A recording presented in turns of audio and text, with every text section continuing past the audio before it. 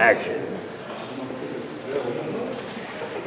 What are you doing up there, Vicky? I don't know. Vicky's gonna be my co-presenter. All right. As folks are coming in, please feel free to just come up and fill up all these seats. We're gonna go ahead and get started. Today's safety message is given by me because my operator is not with us. But we do have a great safety message. And here we go, let's take a look here. Maybe not. Well, here's our agenda. So our agenda, we're going to, of course, talk about a couple of things on the near misses and good moves. Then we're going to kind of flip the script. We want to get Dave up here so that way he can take his time.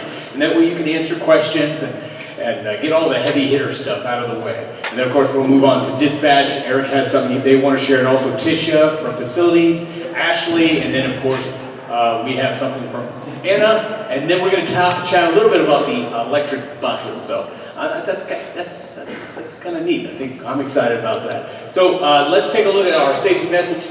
Let's see if this works. So we are actually in the season. The weather is starting to warm up. We want to remember that cyclists will be out on the road. Thankfully, this cyclist and this bus operator, obviously, anybody know where this is at? Just curious. Fort Collins. It's Fort Collins. Thank you. Very good. So we are northbound at Horsetooth on the Max Guideway, and there is something that's actually going to take place in this area right here, right there, and we're going to notice, just like I said before, there is some cyclists that are going to be out on the road. The weather's going to be relatively warmer, but I love it that this was just a near miss.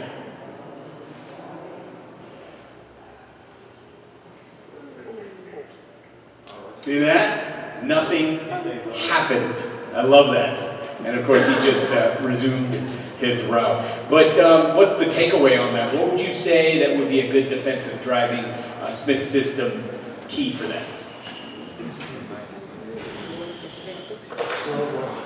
A slow launch? Okay, great. Any Smith system? Get the big picture. Keep your eyes moving. Keep your eyes moving. Excellent. Yeah, and that was just a fantastic near miss because nothing happened. This operator actually anticipated. He saw the cyclist on the other side of the road. He saw him coming. His eyes were moving. He just slowed down, and the cyclist did the rest, and I just appreciated that about him. That is it right there. Okay. Let's look at a couple of near misses. We only got two. This is actually pretty interesting because you're going to see something that you're only going to miss it if you're not watching. Pay attention to the shadow of this bus right here.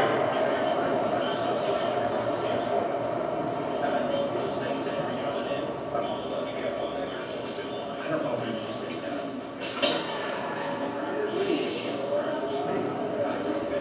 isn't that classic? That was good stuff.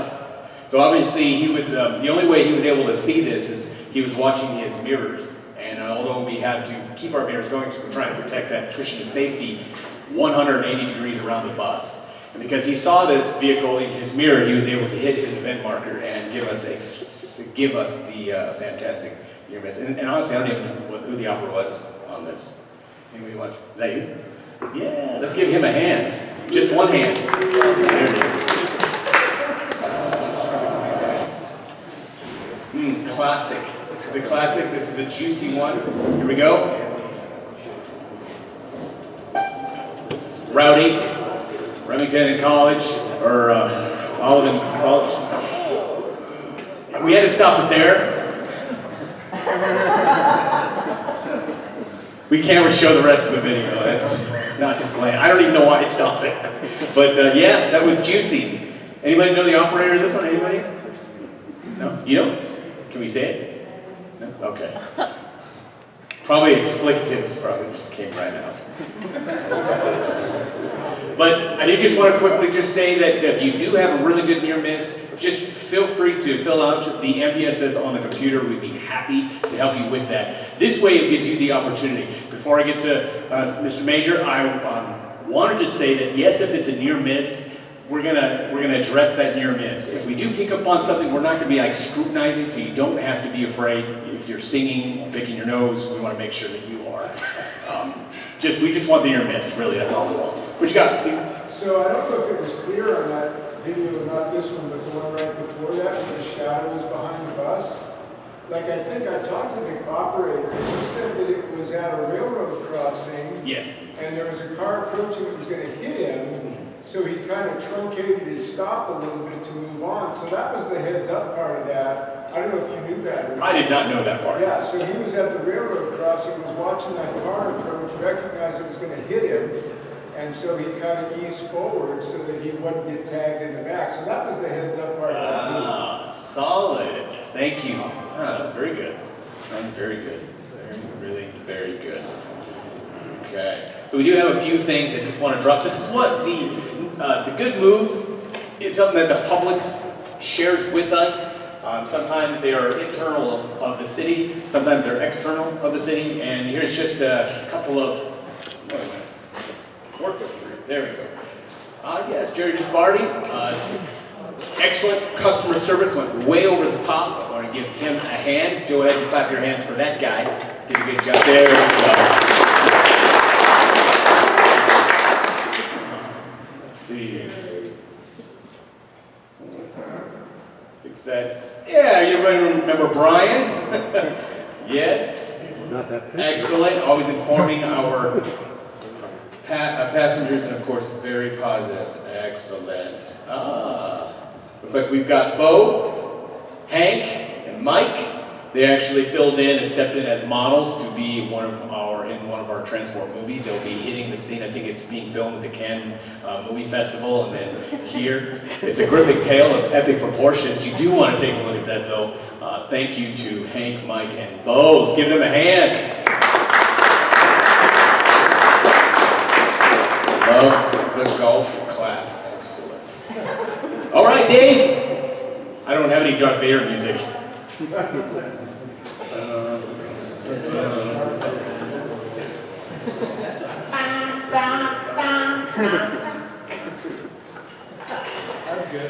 know, it's funny, a place that I worked before Transfort, with Randy actually. One of my nicknames was Darth Dave.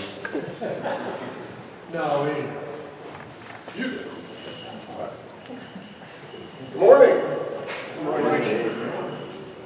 So everybody's all back in the class today.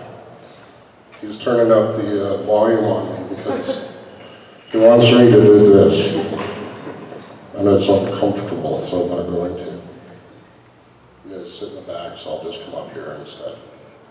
I've got notes. These are my notes. Some things to talk to you about. Our theme for today, the superheroes, which is a theme near and dear to my heart. Those of you that have worked with me for a while know that I'm a comic fan, and I love superheroes. They're amazing. I've liked them my whole life. I like them now. I'm going to like them until I'm in the dirt, right? My son, his first onesie he ever wore coming home from the hospital, big Batman logo on it right there. This morning, he requested a Batman t-shirt before he went to daycare, and he got one. Superheroes are awesome. My favorite superheroes, some of you have heard this from me before, but I think it's worth repeating today. My favorite superheroes are the ones that don't actually have any powers. Batman, Daredevil, ones like that. Because a superhero in my mind isn't about having superpowers, superhuman strength, or any of those things. They're normal people that have an intense dissatisfaction with the status quo and have taken personal responsibility to try and make the world better. It's that simple. And what I love about working here is I'm currently in a room surrounded by exactly that. People that want to make their workplace and their community better. Transfort's pretty good. We're good at what we do, and there's always room for improvement. Always. All of the challenges that we face right now, as we overcome them, as we move forward, there will be other things for us to improve. And I'll get to hear it from all of you. And I'll get to hear it from your supervisors and from our passengers. And we'll take action on those items and we'll move forward. And some of the things take a long time and some of the things are quick. But that forward progress will always happen because of superheroes. You guys are my heroes. So give yourselves a big round of applause, please.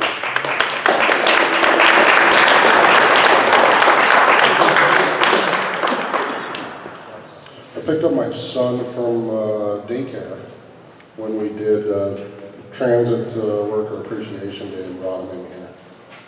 And he points out every bus and large truck. He's 2, right? So he points them all out on the roads when we're driving.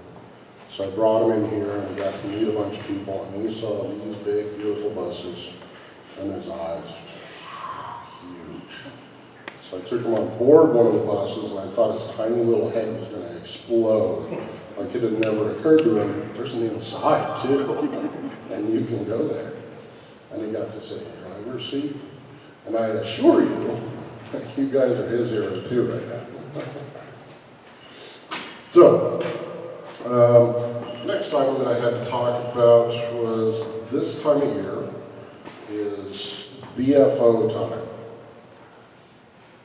Anybody know what BFO stands for? Budget for outcome. Budgeting for outcomes. Well done. Some of us call it big F and ordeal, but budgeting for outcomes is more accurate. This is our opportunity to push the ball forward for some of those improvements that we talked about over the course of the year. Budgeting for outcomes is our budget cycle that determines our funding for the next 2 years. Now, during COVID, we've done annual budget cycles. We've done it once a year. It's a huge amount of work that takes most of the year to get it done. We started in February, and it will be officially adopted in November, I believe, by City Council. So the way that process works, for those of you that aren't familiar, when we go into a BFO cycle, all city departments that have anything that they want to be funded have to document those things and write what's called an offer, a BFO offer. And there are different types of BFO offers. So some offers are for existing services that we've already been doing. These are called ongoing offers because they're just ongoing from one budget cycle to the next. So our core services for 19 bus routes and flex and max and all that stuff, that's our core offer. That's an ongoing offer to keep doing what we've done up to this point, right? Game days, we have an ongoing offer for that. Weekends or Sundays and holidays, that's an ongoing offer for that, even though it's currently suspended. And then the second offer type are called enhancements. Enhancements are new things that we want to be funded, right?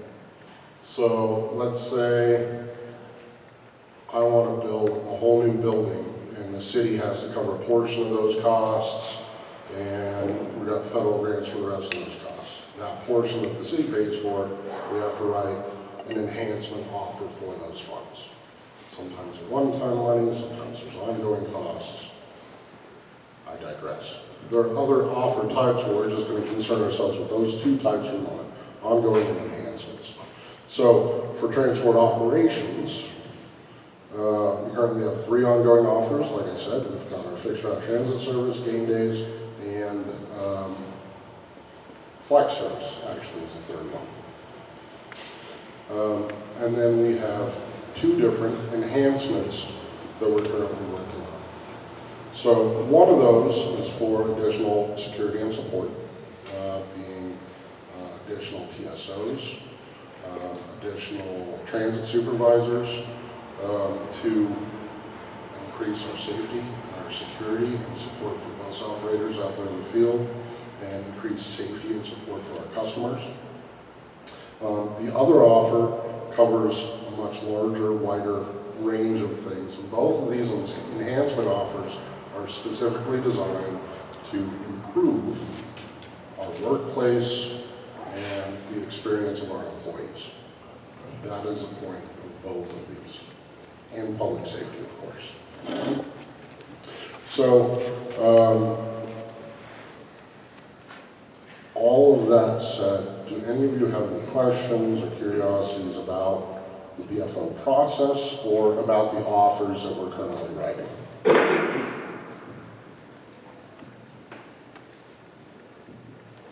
All right, so here's a short version of all of that. Dollar bills, y'all. More money, more money, more money. So the way Transfort is funded, the city has a pot of money called the general fund that comes from local tax dollars, right? Of that general fund, this amount goes to parks, and this amount goes to police, and this amount goes to this, that, and the other thing, utilities, whatever. And then the largest chunk of general fund dollars actually comes to Transfort. It's around $21 million for Transfort. Most cities do not fund their transit systems that way. Some do, but there are a variety of other funding sources that also come into play as well. In addition to those local dollars, we also have federal grants and state grants that come in as well for things like purchasing buses, right? Make sense so far? Yes. Cool. We're hoping and we're anticipating, and we know that in the next year or so, we're working toward getting a dedicated tax specifically to fund transit services. This came up on the ballot from a county initiative a couple years ago and was shot down. We could have gone about it differently. We are going to go about it differently, so we're really optimistic for the success of that. When that happens, rather than having to compete for other departments for funding, we'll have dedicated funding through tax dollars specifically for transit and transit projects. So, all of that said, we have our challenges right now, undoubtedly. Everybody that's sick of masks, raise your hand. You don't have to, I know it's all good.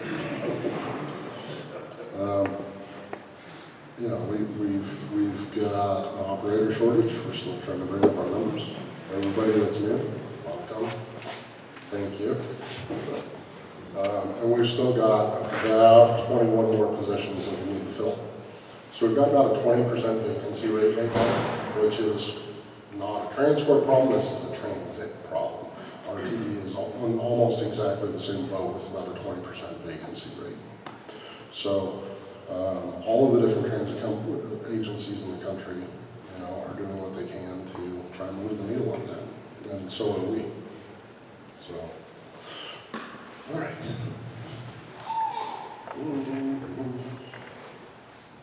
Masks are scheduled to expire on the 18th. Again, and some more, Mike. Is it going to be extended?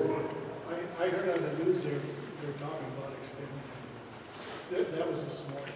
Well, they're talking about whether they do or they don't, but it's definitely on the table for sure, right?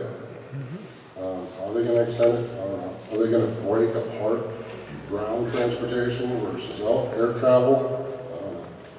I don't know. But at the minimum, we know we're going to have some actual specific guidelines in place so that we'll be able to see where the wind is blowing moving forward, rather than just waiting with breathless anticipation until like the day before to find out whether or not it gets extended.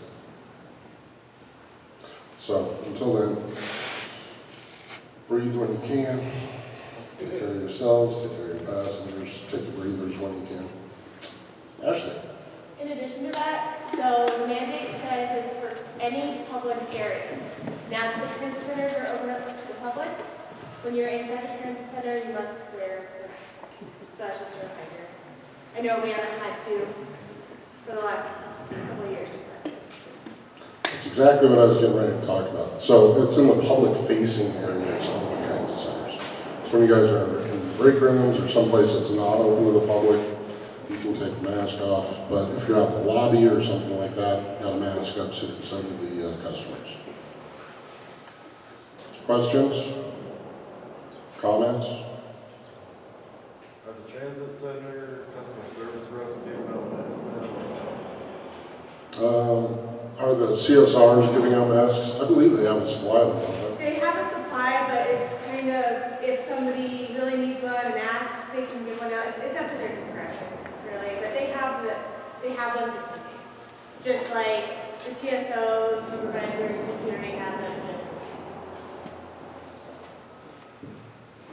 they? More questions? What's the policy if someone comes in and the transit center inside, in the lobby or whatever, and refuses to wear it? Same as if they were on the bus and refused to wear a mask. Yep. Good question. So our TSOs and our security contractors are, going through the transit centers and stuff to handle mask enforcement and to remind people to mask up or they're welcome to wait outside. That was a nice way of putting it up there.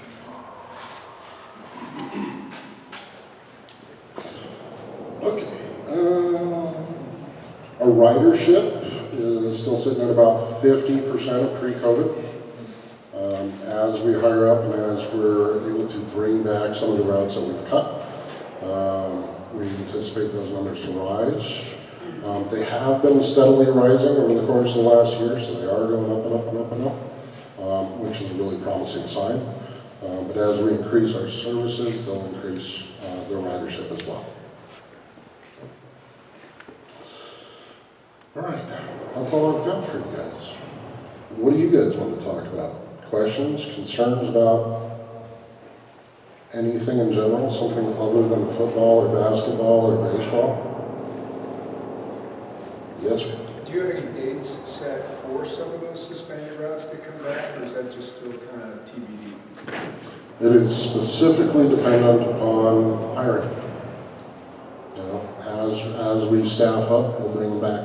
Over the course of the summer, we're putting more rovers basically on the max, bringing that closer to full service. And we're just kind of quietly doing that as we staff up and stuff, and we're sure that that's sustainable. Then we'll make a public announcement about it. We don't want to promise what we can't deliver. Is there a specific date for the fairs? Fares. You got asked about that recently, did you? No. So here's where we are with fares. Two things. One, we're in the process of a very large funding study right now, where we've hired an outside consultant to come in and look at all of our costs and all of our revenue streams for the whole of Transfort, not just operations, but everything we do. And all of our revenue streams being that general fund dollars I talked about earlier, and all of our grants and our fares. All of that is part of this funding study to determine where are we now and what do we need to do to get where we want to be in the future, right? Part of that funding study is you guys are charging X amount of fares,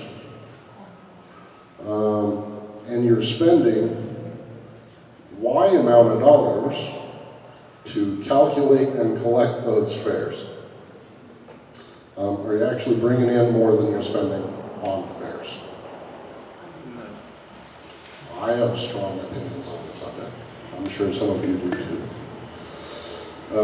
So, at the end of this, there's a possibility maybe we don't charge fares anymore at all. Maybe. There's certainly appetite for that within the community.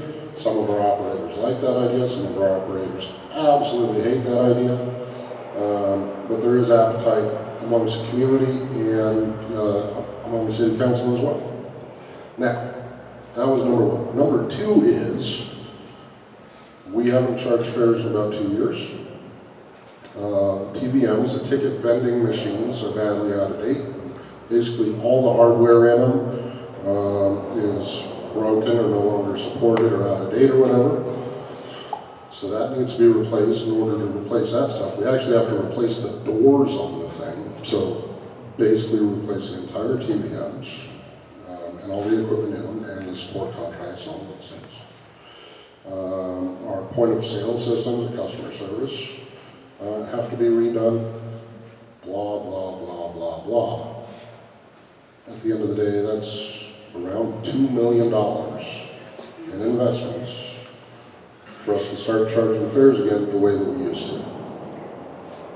Even if we decided to do that right now, and we found an extra $2 million in the couch cushions, it would still be 9 months before we can make that happen. So, when somebody asks, when are you guys charging fares again, do you need to tell them all of that? No. You can just tell them, you know what, we're not charging fares again anytime soon, you're good, give me nuts. So just keep it short, put a smile on their face, and go on with your day, right? More questions? You again. Sorry to keep peppering you with questions. Yeah, me again. No, go So for it. if we don't do fares for the public, do CSU students no longer pay a student fee for transit? And that is part of the fare study, because we do receive a rather significant chunk of change from CSU for those fares. That's part of our funding, is what CSU pays us, right? Yeah. So that's certainly a consideration. When is that fare study supposed to wrap up? I believe it's supposed to be done in August. And if we were to go back to fares, would they look at possibly having some kind of a, you know, like RTV has their little machine where it kicks out transfers or whatever, so you get a timestamp and all that kind of stuff on there, or would we stick with the same way that we've been doing it with it? So we, this was brought to the EET 2 years ago, shortly after COVID began. Frankly, some people thought that transfers were gross before COVID. We made a commitment at that time, and that still stands now, that if and when we do go back to doing transfers again, we're not going to do them the same way that we did before.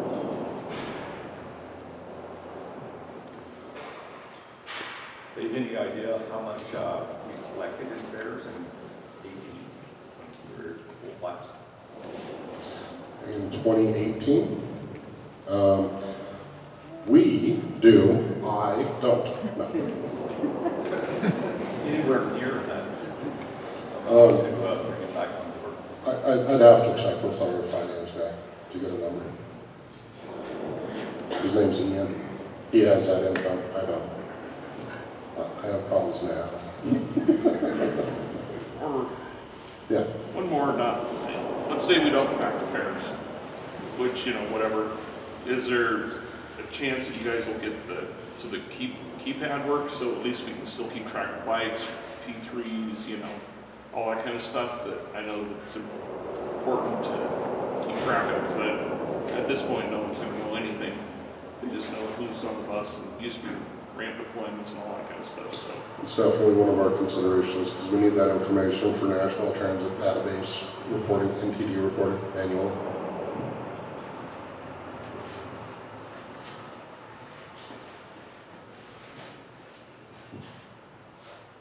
Do you know how that's going to be presented to the public as a tax?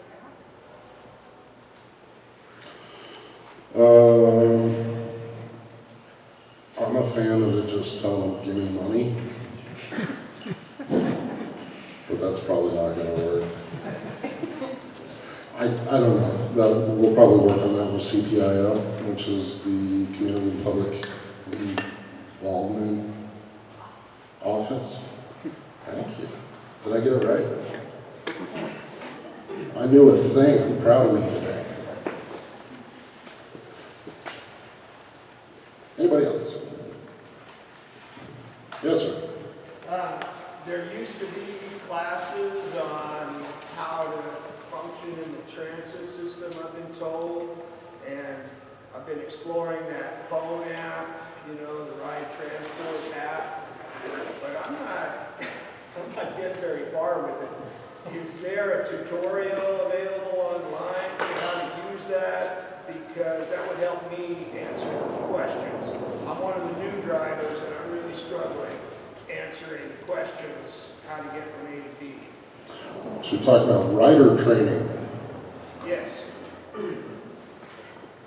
This nice lady over here does rider training for people that need it. It's a long, involved process, but we are actively working on improving our website because I'm just going to be blunt, our website sucks. You know it, I know it, the public definitely knows it, right? It's hard to use, it's not intuitive, all of those things, it's not mobile friendly. So, I do have a tutorial that I can provide you. It's just a document, basically, kind of step-by-step with screenshots of the different functions of the app. So I can send that out. you want to just send it to all operators? Sure. Thank you.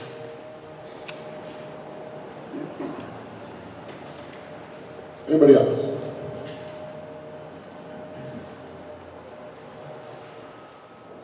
Are you raising two hands or stretching? Stretching there. Just showing me your guns? No. All right, at that, we'll call it good. Thank you much for your time today. And welcome back, everybody. Oh, milestones.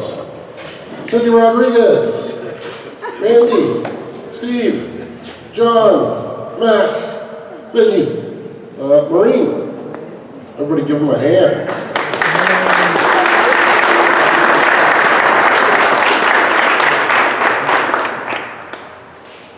Five-year Anna. I didn't introduce you as Ms. Doctor. This is Anna Russo, Public Engagement Specialist. And Jason. Jason's not in here, is he? All right, well, when you go by dispatch, tell Jason happy 5 years. 15 is Kathy Cook. And Anders. Anders is in dispatch now.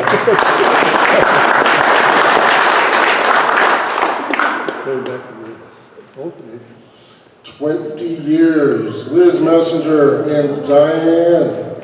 Good deal.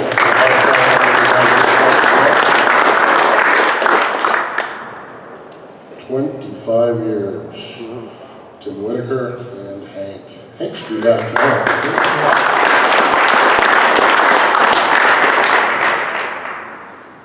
I love that serial killer picture of Hank. We should keep that forever. I love this, and I'm totally not poking, but 25 years for Tim Whitaker. I think I spoke 25 words to him my entire 12 years. He's a man of many words. Nonetheless. All right, Eric, before you go ahead and hang on to the mic. We have something to give away. We've got 5 raffles. We're going to take the cards. Take this. And basically, we'll be giving away these couple things that we got. We got a food truck that is going to be coming here shortly, around noon, 10:30. They'll be setting up outside or inside, whatever. And then also, I believe it's corn doggies. Is that right? Corn doggies? Yeah, they have delicious corn dogs. And then also, we have a lot of little fun things that's put together by admin. Everything that they do is just amazing. They have a cake, which I am very reluctant. You're gonna make me do this, okay? All right, you gotta put it on me. Yeah, help me out here. Okay. I'm only doing this for you, because I don't even do this for my son. I'm just doing it for the giveaways. All right, take a picture. He says it's just for the giveaways, but watch, at bedtime we won't be able to get him out of this.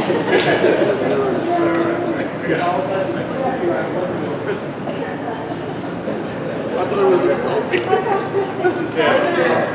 Good? All right. You guys ready? Do you want pictures?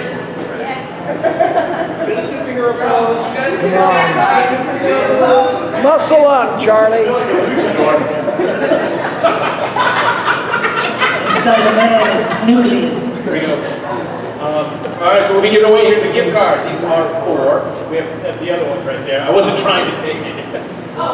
Yeah. So we're giving away 5 this meeting, and this gift card is just to show our appreciation. Let's see. Grab a name. Here we go. All right, we've got Gene Ehrlich, and he's going to be out. Do they have to be driving present? right now. All right, Gene. Gene? All right, so we'll do one more, and then we'll give it to you.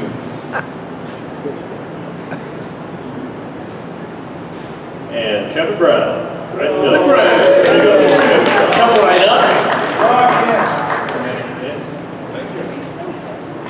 Awesome. Okay. Okay, well, I definitely got the better side of that deal. No thanks. Let's see, I'm Eric with Dispatch, the supervisor in that group. There are a few new faces, so I just want to tell you guys thank you for making time to be here today. It's really good to resume these meetings. And I want to talk a little bit about the summer sign-up that is approaching. It starts at mid-May, it's like May 16th. Friday, I shared an email with info about the service, shared rosters, and every single bus operator should be completing one of those forms.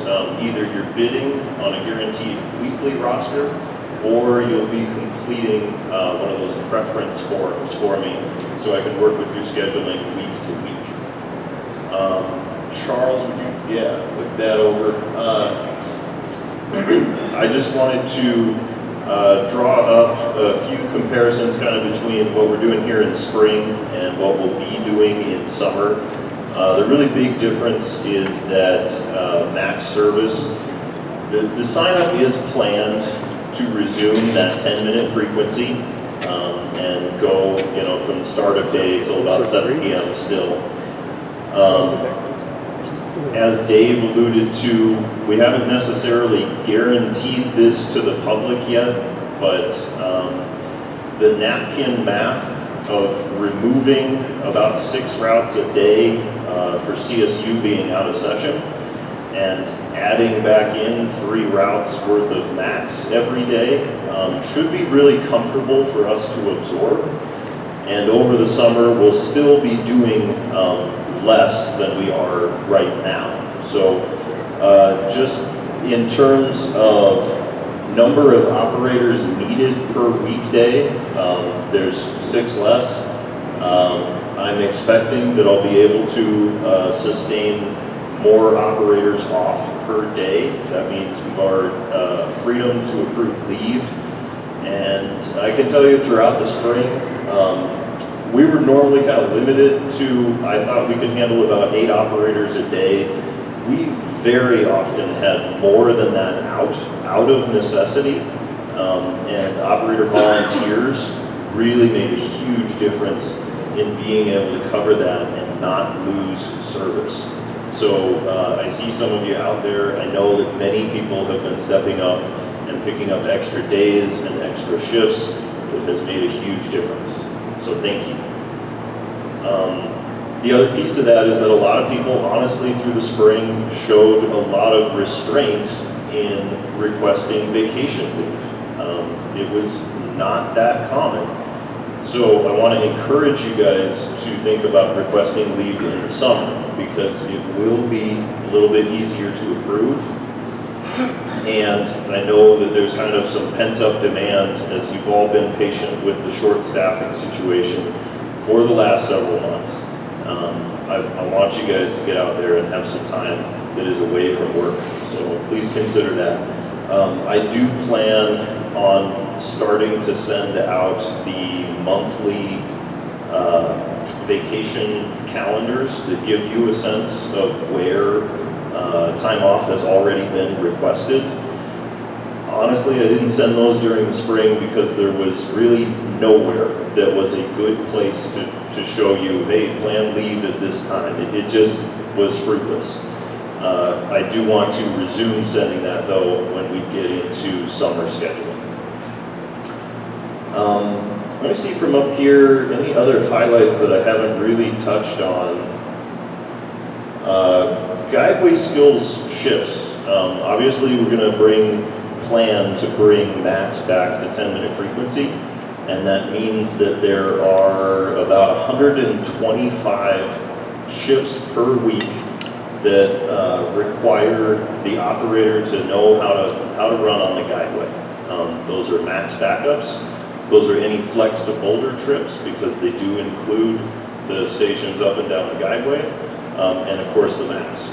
So that's a really substantial portion of the hours that we're going to work every week in the summer. It's 35% of all hours.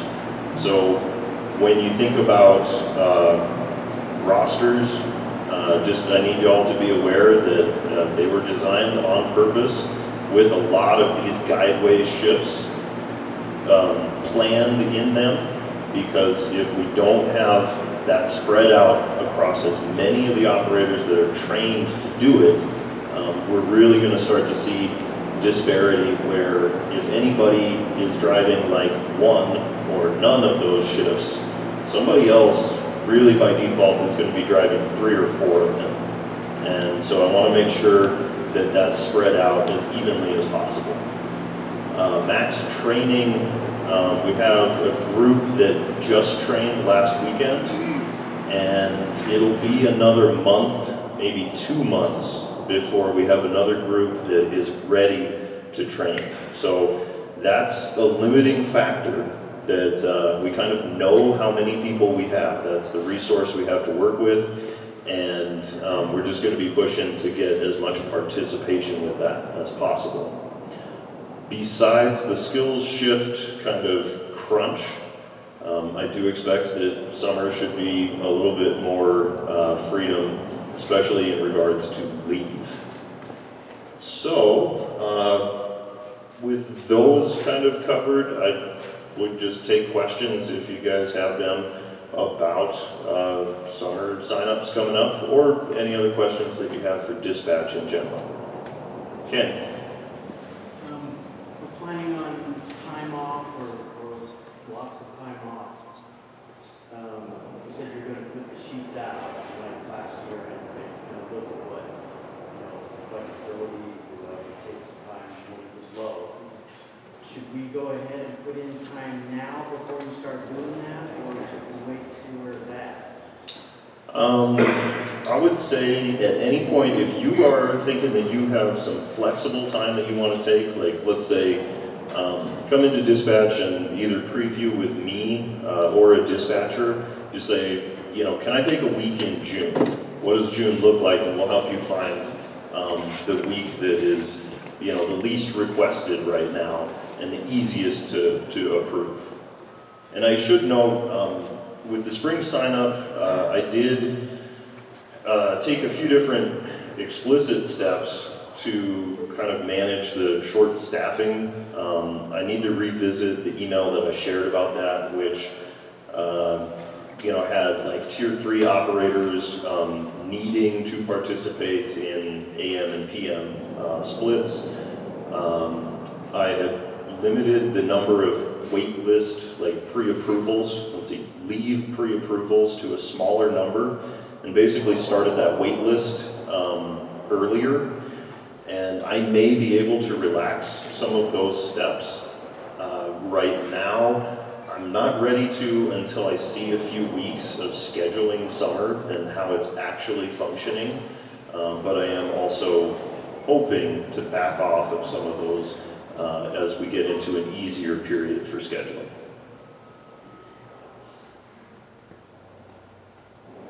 Yes, sir.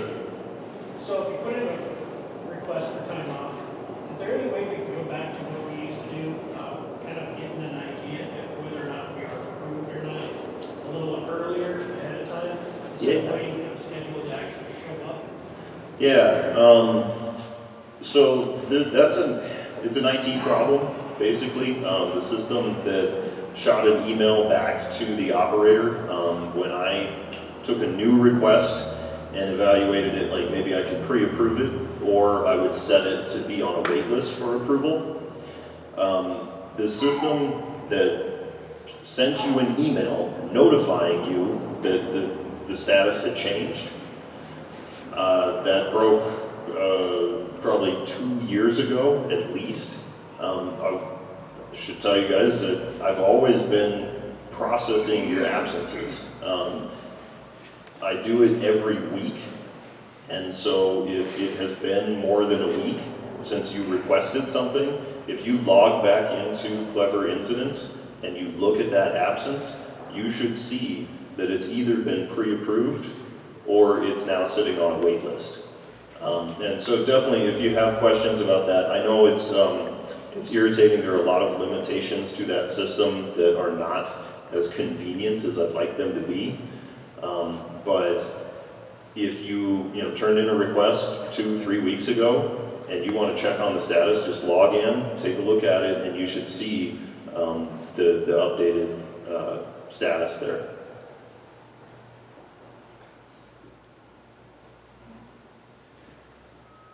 Very good. Any other questions for dispatch?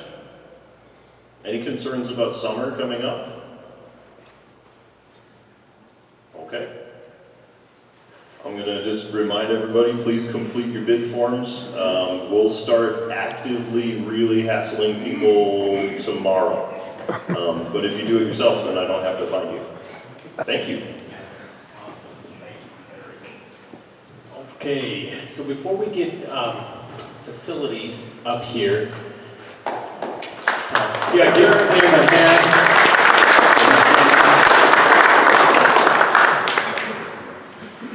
Okay, you want to do one? Okay, let's do that. All right, let's do this. Let's do another one. Who wants another raffle? Just draw one name out of the pack. Oh, shit. You're the one that says Charles. Okay. Tim Whitaker. He is not here. He's out driving, more than likely. Okay.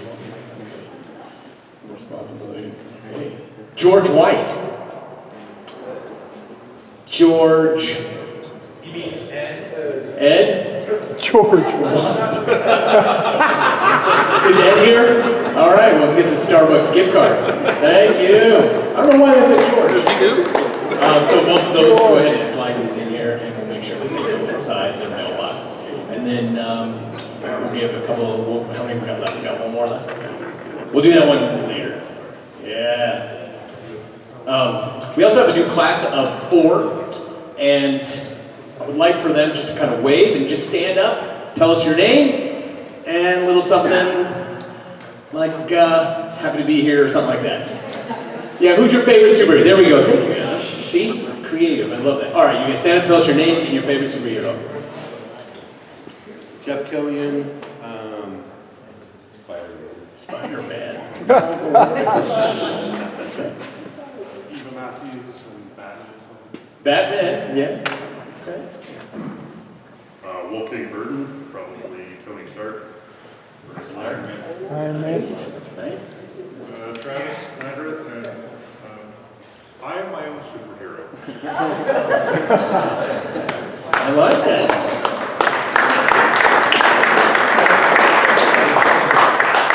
We'll give the last one away. Thank you and welcome to the team. We do these monthly.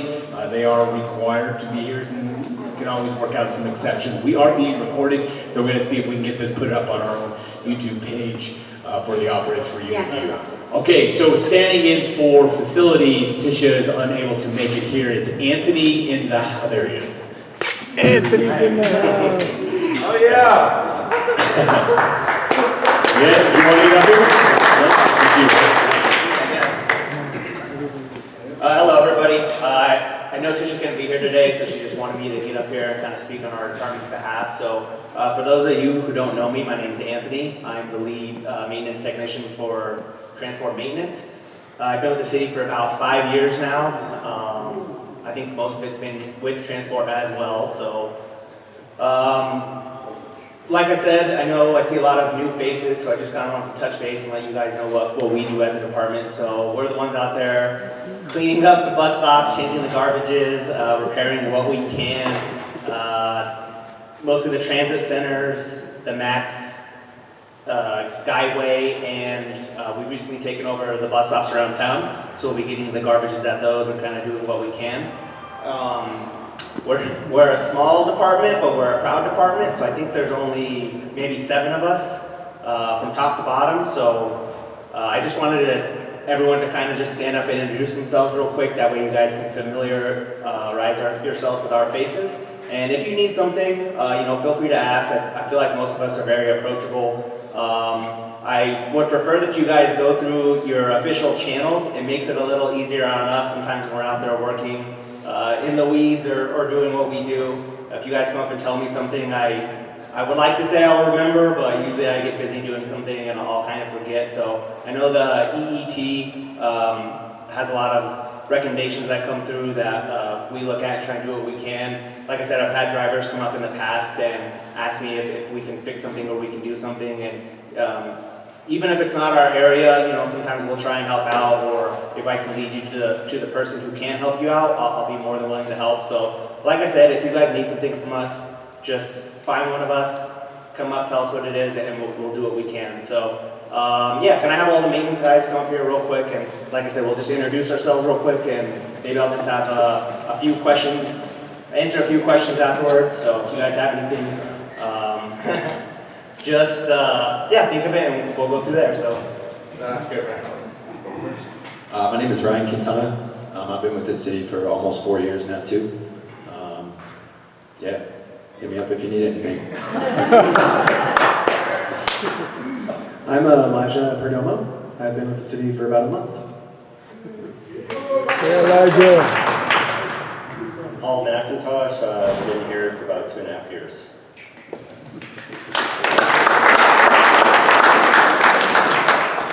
Like I said, we're a pretty small department, so there are 2 more of us. There's Ryan Dilly, and there's our new guy, Lawrence. I don't remember his last name, but Lawrence Gonzalez, that's what it is. So, like I said, if you guys see something that you think is not right or needs fixed, let us know. We will do what we can. So, I guess I probably have a few minutes for questions, if anyone has any questions that we can try and answer for you guys.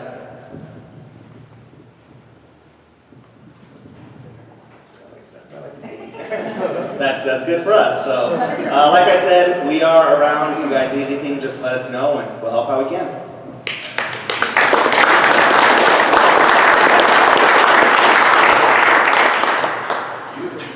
There's this kind of funny inside joke with me and Ryan. For the longest time, there was a Keegan that used to work here for the longest time. He let me call him Keegan. His name is not Keegan, his name is Ryan. I asked him, how long are you going to let me do this? As long as it takes. I don't like that.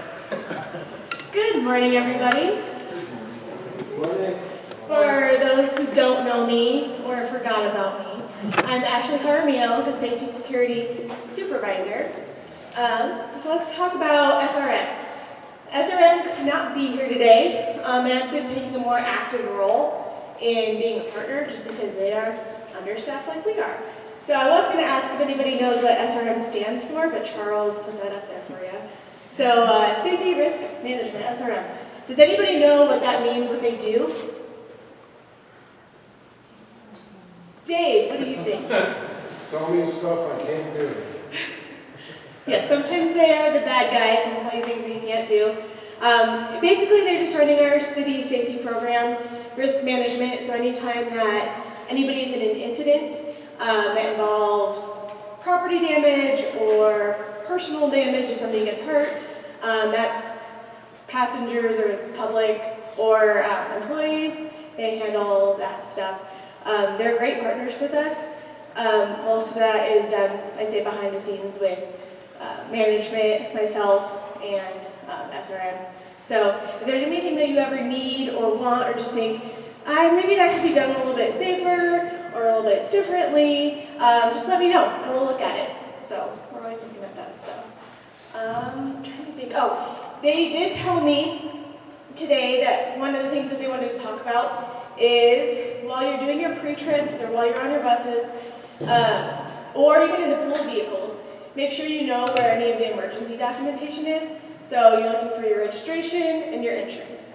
If you don't know where any of those are, get with a TS, and they will show you where all that is. I think you go over that in onboarding training probably.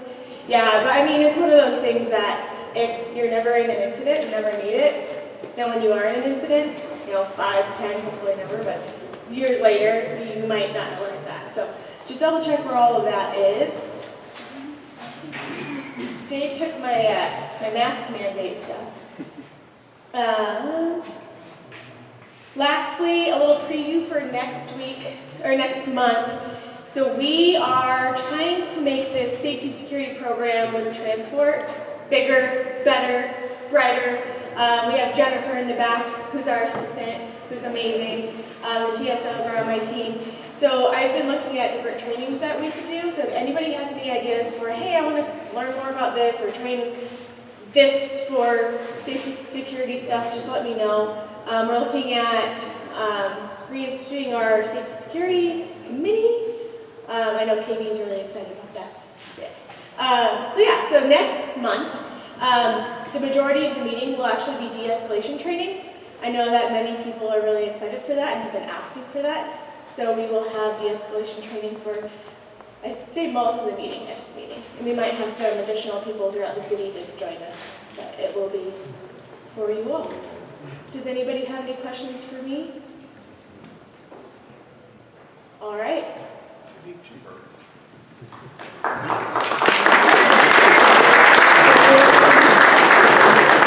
And now we have Anna. So we've got one more name to give away. And yeah, come on, we run real fast. I like when you're here. Like help, I always like help. Need help. The card's right there. Why don't you hold the name? This is for the last one of the meeting. Linda Flanagan. Who did? I don't know who that is, but they get a card. This is amazing. She's a new bus operator. Two things, just want to, give them a, we have, because of the superhero theme of this, I love it. You guys are all superheroes, considered superheroes in Dave's eyes. I do want to just mention, after this meeting, like I said, we have a food truck and a photo booth. Rock this cape, yes, with your friends, and, what'd you say? And a caricature artist. He's going to sit down, draw you up real fast, and put you in an amazing pose to make you look amazing. Because you already are, right? All right, Anna, take it away. Hi everyone, my name is Anna. I am our public engagement specialist. So I oversee our marketing, outreach to the public. I do our travel training, as one of the new operators asked about earlier. So you might see me on your bus once in a while. I also do them virtually. So in the virtual sessions, we go over how to use our website, how to read the schedule, how to plan a trip using all of the tools. So if you have any questions or ideas for marketing, anything like that, just let me know. You can skip that one. Okay. So today I wanted to just give you guys some reminders about social media. So Transfort has a Facebook and a Twitter page, and it's definitely okay to like our posts, share it to your personal page, that's great too. Retweet, if you are on Twitter and you see a post, definitely retweet it if you feel so inclined. But what do we do about those comments? So sometimes I'll post something and a resident community member will comment on it, and it might not necessarily be the greatest comment or in the best light. So if you see something like that on one of our posts, I know it's really hard to refrain from, automatically responding or sending something back, but I highly encourage not to post anything in the comments on someone else's comment, just because that's coming from your personal account, and so then it kind of puts you guys out there, your name out there. You might, hear some other backlash later on. So it's better if all questions or comments are replied to from the Transfort account. And I usually do those posts. So that's really it for social media, but definitely like us, follow us, share our posts if you like. That's awesome. So now I have I put this meme up because I just thought it was great and very appropriate for our brand new buses. And I've got a fun, so remember that video that Charles said Bo and Hank and Mike were a part of? Well, you guys are going to get to see that today. You're actually the first ones that will see it. I haven't shared it with the public yet, so I'd like to show you guys that now.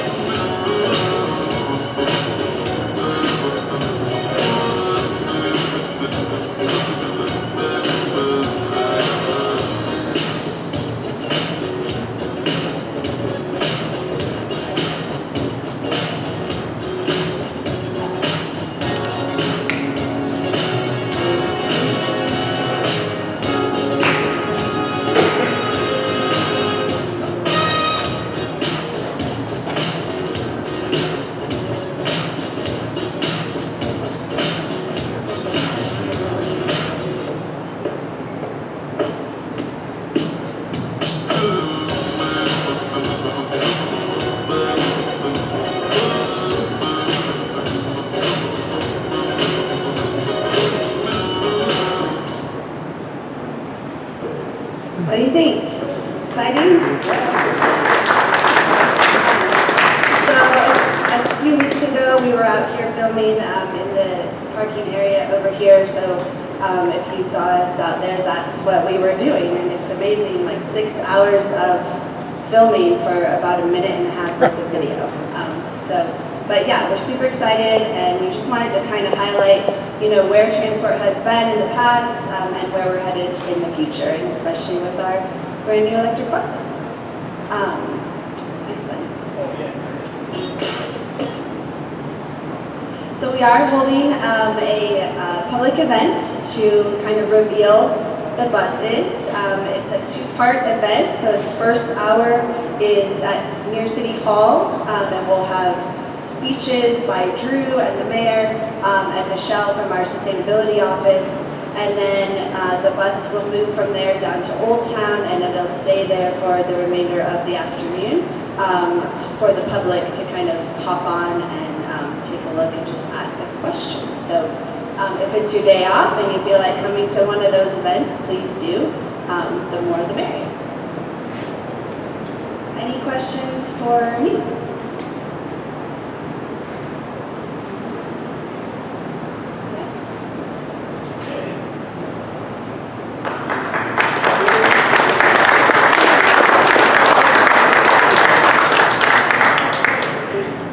So, Mike, if you want to get ready, I genuinely don't know how to do this. Do you have any slides or any information you're just gonna, do you want to talk and have everyone look at the bus and we can all just kind of stand up and you just talk loud? You can do that? Okay. Ladies and gentlemen, would you welcome Mike?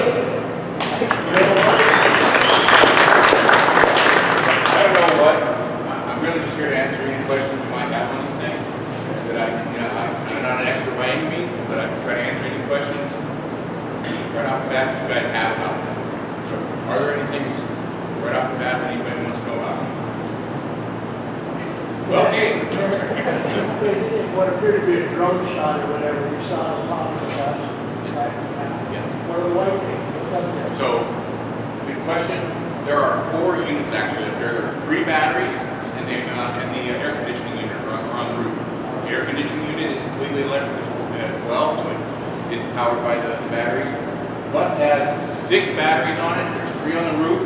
There's 1 right here in front of the axle underneath the chassis. And there's 2 in the back. And I'll open up the back so you guys can see what one of the battery packs looks like. There's 2 battery packs in the back, 3 on the roof and 1 in the front.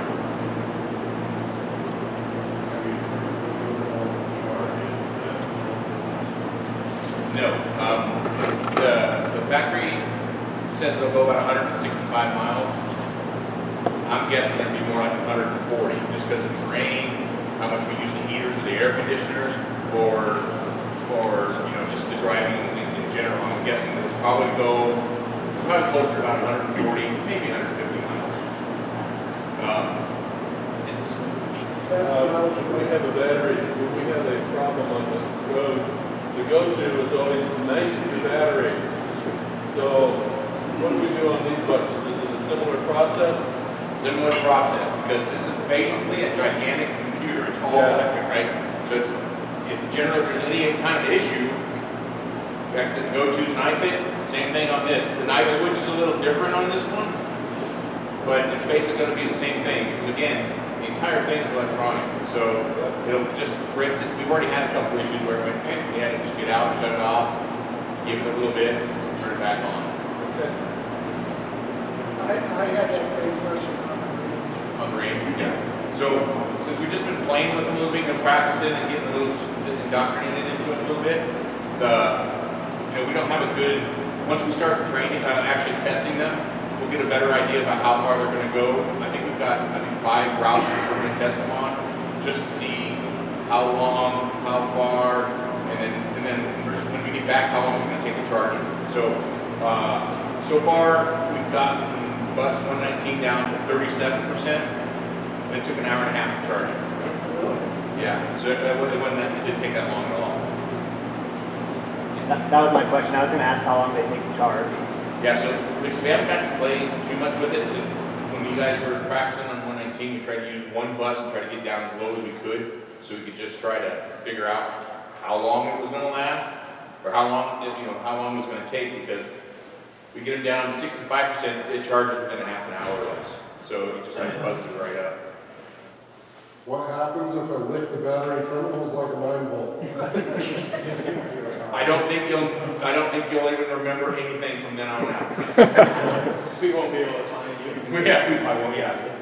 These are basically just gigantic electrical. I mean, they're 440 volts, so they're nothing to. That's why on these buses we keep the rear hoods locked, because there's nothing for you to check in there. There's no oil, there's no dipstick, you know, that kind of stuff that you would normally check on a pre-trip. There's nothing there for you to check. It's just a big, and I said I'll open it up so everybody can see it, but there's nothing there. There's no belts, there's nothing for you to even look at. Yeah. So are you potentially looking into having like charging stations at the like the transit center or something? So we are looking into what is called on-route charging. And we've gone through, we've visited all 3 transit centers to decide where most likely would be the best place to put that. It takes a lot of infrastructure, because most of those places they're not set up for 440 volts. And our newest bus is going to be 580 volts. So these 2 came in 440, the next one will be 580. So we've got to have that ability to have that infrastructure to charge that stuff. And even though it's just doing a quick charge on the route like that, you still need to have all that power to put the charge in. So we are looking at putting one in at each of the 3. We're just trying to figure out where and what type. There's 2 different types we can use. There's an inductive one, which is just in the ground. You pull up to the stop, it's in the ground, and you can actually charge it from underneath. They also have what they call pantograph, which is the arm that comes down on top. So when you pull in, it drops down and connects to the bus on top, and you charge the batteries to the top. These buses don't have that. These 2 buses don't have that configuration. Follow-up buses that we order may or may not, depending on what we decide we want to go with. Is there an articulated version? There is. Right now, the only articulated version is made by New Flyer, but they do have one, and it's the nice thing about it is the center axle is the drive. So we won't have, hopefully, we don't have the problem with the ice and stuff going down. Because not only does it have a drive in the center axle, there's batteries on top of it to weigh it. So you got a lot of weight over the axle and it drives. The project to put the charging stations here in the shop, how many vehicles will that support? So right now, we can support 6 vehicles. I actually have the equipment in there. We're going to start a project. We're starting the 3rd charger installation here. As soon as we sign a contract with them, we'll be able to charge 9 vehicles. Now, we can plug in 9 vehicles, but they all won't charge at the same time. 3 will charge at the same time. So when you bring the buses in, we plug the 3 buses in. The first one plugged in gets charged first. The second one charged in, it goes on and on. It's called sequential charging. It'll actually start charging them as they're plugged in. So we don't have, all we have to do is park them, plug them in, and walk away. We'll take care of charging them. We don't have to babysit them. We don't have to come out and change things around. They'll charge by themselves. But we're getting ready to install the 3rd set. So that is the 3rd charger, and each of the chargers can charge up to 3 buses. What's the procedure going to be at night when the driver's bringing the electric bus? Same thing. You're just going to park them outside, and fuelers will grab it, bring it in, park it, and plug it in. So from here forward, are we anticipating any more CNG buses, or is everything from here on out going to be electric? We have 3 more CNG buses that will be delivered this year. That'll be the last. After that, it's planned on being 0 emission buses, whether all electric, could be hydrogen buses, or a combination of the 2. Supervisor mentioned that they were concerned about energy usage, running the air conditioner or the heater, and lowering the battery. They were talking about possibly sealing the windows, but for the days that you don't need to run the climate control, are the windows going to be able to open so we can keep a fresh breeze in the bus? We haven't discussed that detail. We talked about that. Okay. We haven't made any kind of decisions on any of that yet because we haven't gotten out. To me, it would absolutely help to keep that stuff closed, especially when you're using your heater or using your air conditioner, because if you can keep those things closed, that just doesn't cycle that thing as much, so you can keep the temperature more stable inside. It's just one of those things that, through the day, you might have to just go back through and close some windows up and such. But right now, we haven't talked about doing that yet. We haven't got to play with them that much, right? We're still just getting you guys in, so just you getting some seat time in them, and we haven't even tried to put them out on a route to try and. So we don't know exactly how long they're going to last, or how much they're going to drop down.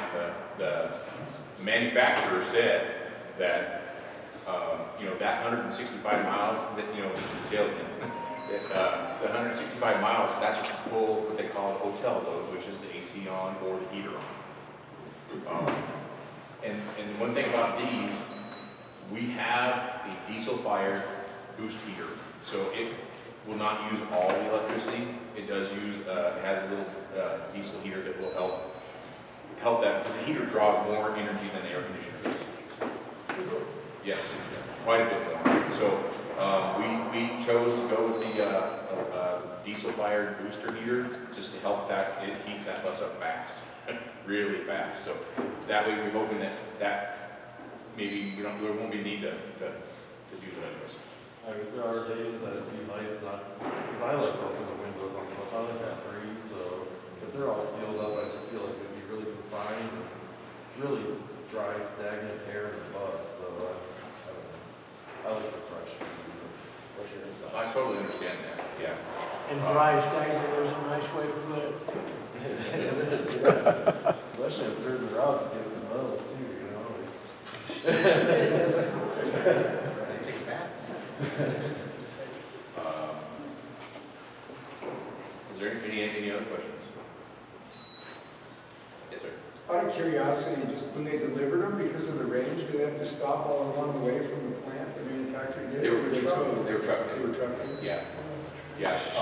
when we first got our first CNG buses, they were trucked in as well, because they didn't have a route, they could figure out where they could stop and get gas here. So the first five were all trucked in. I don't see that ever being a possibility, because if you can only go 165 miles a day, that's gonna be a long drive. Stop and charge for 4 hours, go, stop for 4 hours, charge, yeah. So, I don't see that being unless they can get something where you can get 500 miles a day out of it or something like that. I just don't see that being an option. Mike, for those that don't know, what about like the towing issues, things that breaks down? Oh, okay. Well, they're kind of towed just exactly the same as the other buses. The only difference is these have to actually be flat towed. We can't lift them. The weight of these buses, because of those batteries on top, the batteries, we have to use them. They have to get in there and actually, well, they can, if the stinger, they should be able to. It has to get clear to the axle to lift them. The tow points in front aren't strong enough that you might get 1 or 2 tows out of it before you start actually causing body damage to it. So we have to go through with our tow company and train them and go through and show them how we need to tow these buses, because they're just that little bit different. These weigh about 5,000 or 6,000 pounds more empty than the CNG buses do. Just to the battery. But the breakdown process, everything's going to be pretty much the same. I know if you guys been in them, inside they look exactly the same. There's no difference inside on these than there are in our other buses. Would you call them top heavy? What's that? Would you call them top heavy because of the batteries? I don't think that it's necessarily top heavy, because when they went through altitude testing, they do a lean test, they do the hot tip, and so they don't tip, they pass all those tests. But the placement of the battery underneath here, and those batteries you saw kind of forward here, I think they kind of even it out. It just puts the more weight on this on the front, where they're going to tow that's just 2 little holes in it. They usually stick the connectors into. That part of the frame up in front is just not able to hold the whole weight of that extra weight of that bus because of the extra weight of the battery. But I wouldn't necessarily say they're top heavy. I think we kind of balance that out with the batteries in the back and this battery underneath here. Yes, sir. Have they got an active suspension, or is it a conventional suspension? Conventional suspension. So everything on them, this is a conventional axle. It doesn't have drive motors. Per axle, like some electrical vehicles do. This has an electric motor behind there with a standard drive shaft and differential. Standard air brakes all the way around. Their disc brakes all the way around, just like all the rest of the buses. So these are not. Everything is. It's got standard air suspension, just like all the other buses. What about, I know they have problems with fires. What about fire on this? Is there a fire suppression system? They're totally equipped with fire suppression systems. The thing about it, when these batteries catch on fire, there's not much they can do. Lithium batteries burn. I mean, they don't have, but our fire suppression system is on there to put out the wiring and the rest of the stuff. They do have fire suppression systems on them. They have to go through a class with the fire department too, because they need to learn exactly where all the routing of the wiring is. They don't want to cut into this thing and cut one of those high power lines where they're trying to get open the bus up. So they'll be doing some training with us too, and get them trained on how to do safely be able to respond to a bus accident. Yes. Are most of our routes under 165 miles a day? I don't know. I'll have to ask Jared Iyer or somebody else who knows the routes a little bit better.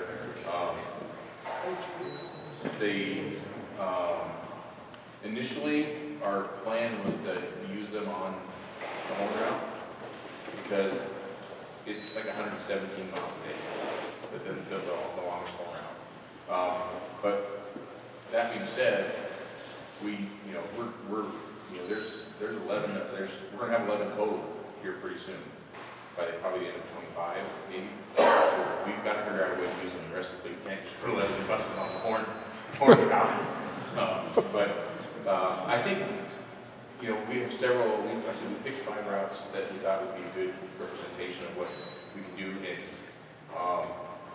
And the biggest thing when driving these things is learning how, when you let off the throttle and allow the regeneration, and you feel that, it'll say the brake comes on, the brake light will come on, and you're getting a regeneration of that power back into the bus.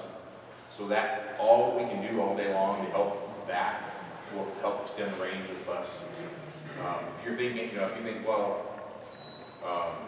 if I only extended 5 miles for the day, well, is that coming from downtown, coming from, you can get that last loop and bring it back into the shop just because you regenerated the bus better all day long. That's kind of how we have to, look at it. We want to try to be as optimal with the regen system as much as we can to help keep the charge up in the batteries. Because they don't do a ton. They will self-charge themselves as you're driving around and letting that regenerate brake and let off the throttle and go into. Basically, it's kind of like the retarder on the other buses. That's kind of how it works, but it's throttle activated. Yes, sir. Is there any difference in the braking system to compensate for the extra 3 tons of weight and bigger calipers? They, what they did is actually, no, I can't say, it's the same braking system we have on this. However, the retarder, the regeneration system on that, acts as a brake you don't even need to use. When I first started learning this myself and was driving around with it, once you figure out how that works, I know if I see a stoplight coming up or a stop sign, I know if I start letting it off now, I'm going to roll right up there and I don't need to touch the brake until I get right to it. So you're not using much of the brake at all. So that regeneration, the regeneration brake generator in there, that helps and that acts as a brake and keeps you not using brake as much anyway. Does that activate the brake lights too then? Yes, it does. So, because the brake light actually comes on the dash, just like we would if you push the foot brake, the brake light on the dash comes on and says your brakes are activated, it turns on the brakes because you're slowing down, so it needs to let the people behind you know that it's brake.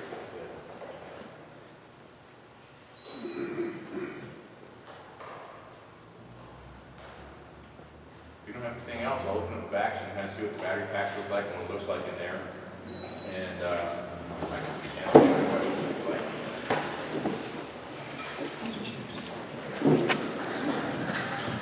So Mike, what we'll do is we'll go ahead and end this meeting now. Not sure if the food truck is here. Give you guys the opportunity just to kind of huddle around Mike and maybe ask some questions a little more intimate on the bus information. But hey, there is a caricature artist that will be taking some requests. And then also, please stop by the photo booth. Dave, you got nothing? Hey, let's have a great time. Thank you for coming. We'll see you next month.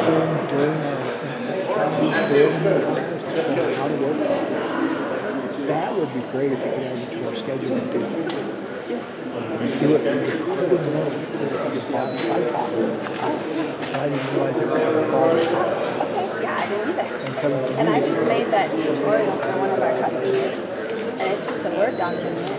But I haven't checked it in a couple of years, so let me make sure that it's still up to date. But I might refresh it with like some screenshots and stuff. So yeah. That'd be great. If you have questions, you can work that out and do that as part of the training and And you're welcome. I booked the conference room today. Yeah, no. But you're welcome to stay in there. I was just wanting a place to go in between meetings. No, you go right ahead. We're on the farm up. We just meet there in the morning to get everybody together in a group. And then farm out there and run out. Okay. All right. Well, if you need it, no problem. It's just me and this.